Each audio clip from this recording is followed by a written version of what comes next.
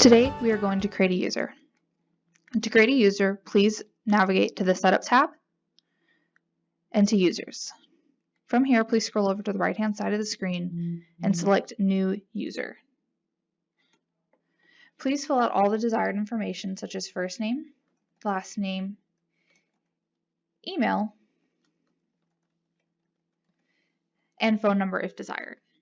Please ensure the Send Welcome email is selected, as this will send the new user an email and a link with instructions on how to log into their new Geoforce application.